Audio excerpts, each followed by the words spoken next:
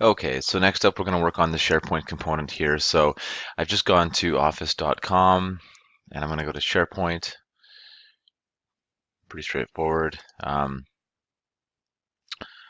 Log in here. Okay, so this is basically our sort of SharePoint top site.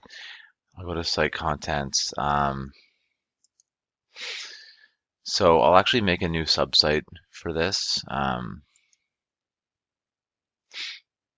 We'll call it out of office test. Out of office. Yeah, we'll make it a team site. Sure.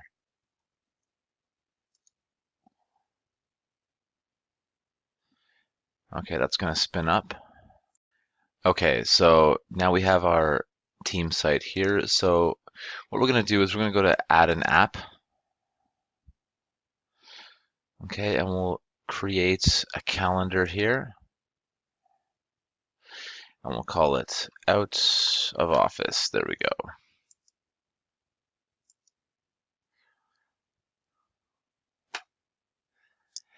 Okay, so now we have our out of office calendar. So I'm going to go here and that's it, pretty plain Jane. What we're going to do is create a column on this calendar, and it's going to be called, let's just see, okay, create column. We're going to call it requester, and it's going to be a people picker field here. So if you remember the exec assistant icon from our little flowchart, basically when that person comes in and they fill out the calendar form, this is where they're going to indicate who's actually going to be off that day.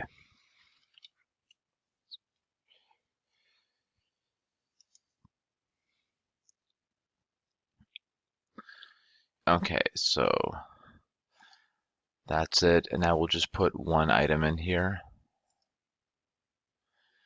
just to make sure. I'll call this test. Okay, it doesn't matter. Testing. Test. We're being very creative.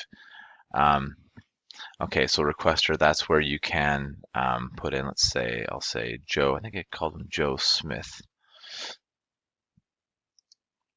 Yeah, Joe Smith. Okay, perfect.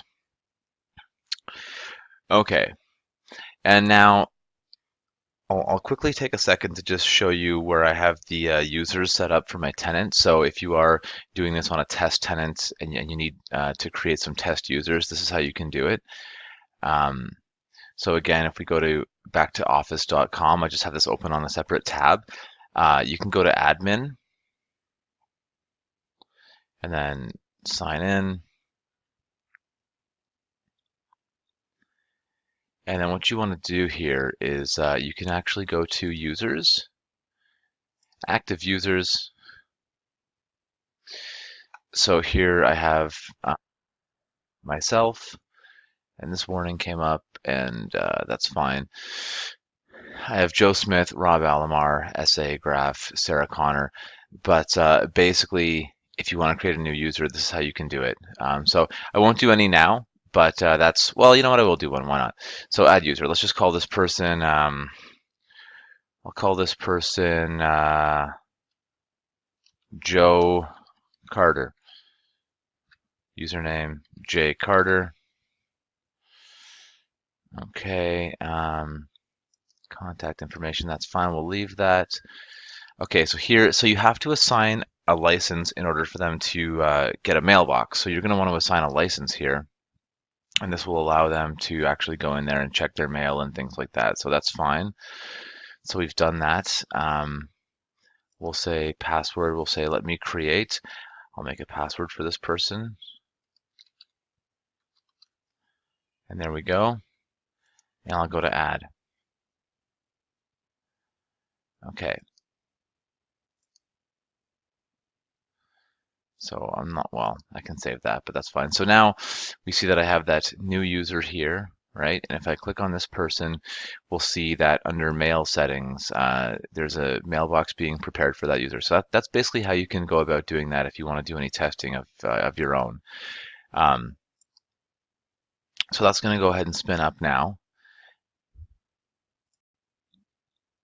And that's really all you have to do from a setup perspective for the SharePoint component. So now if I go to add in an event, and I call this ABC, ABC, ABC, and now if I put in the requester as Joe Carter, this should resolve. Great. And that's what we're going to use later on when we get into flow and graph. So that's just how you can set up some test users if you need to.